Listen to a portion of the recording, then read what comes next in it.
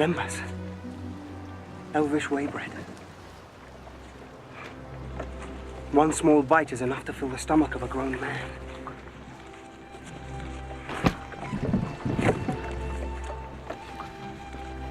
How many did you eat?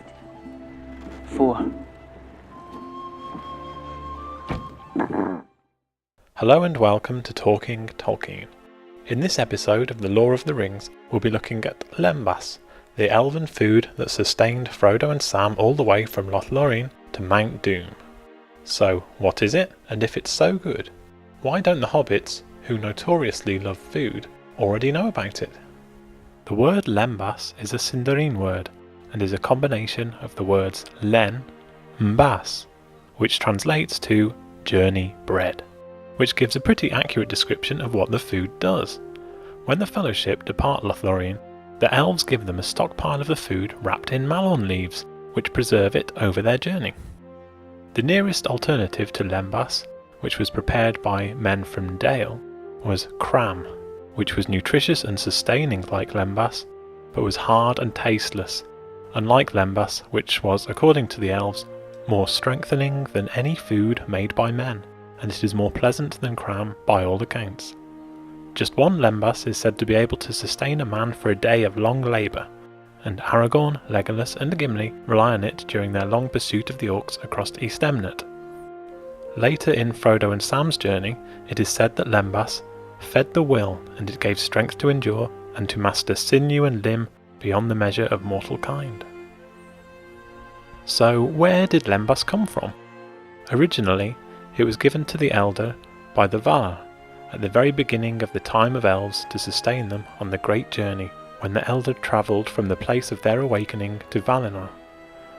The particular type of corn used in Lembas came from fields in the blessed realm of Armen, in the Undying Lands far to the west of Middle-earth. The corn grew quickly in Armen, and it is implied that because it grows in the earth of the Undying Lands, that some of this immortality is passed through the Lembas that the crops provide. It's said that when the corn stalks were stored, they were never touched by worm or gnawing beast, and were not touched by rot or mould. It's likely that the crop can only be grown in select places in Middle-earth, such as Lothlórien, and it may be that its effect is diminished from the original Lembas grown in Armen, but it still makes for an extremely nourishing food. This may be one of the reasons that it's not more widely used in Middle-earth, but it also seems that it's only used in extreme circumstances.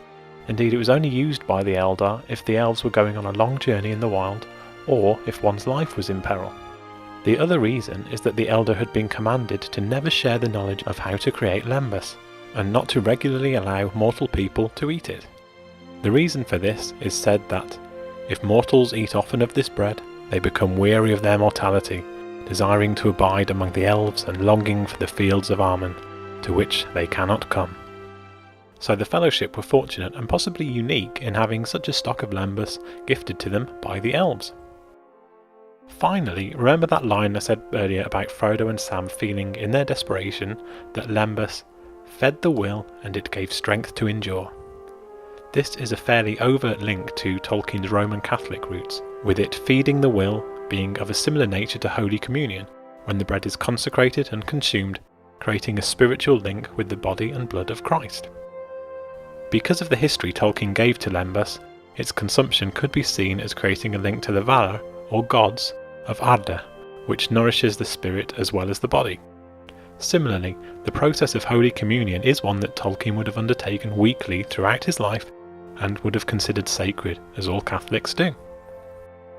If you enjoyed this Lore of the Rings, then please like and subscribe to my channel, Talking Tolkien, where I have many more videos about the words and lore of Tolkien. Thanks for watching.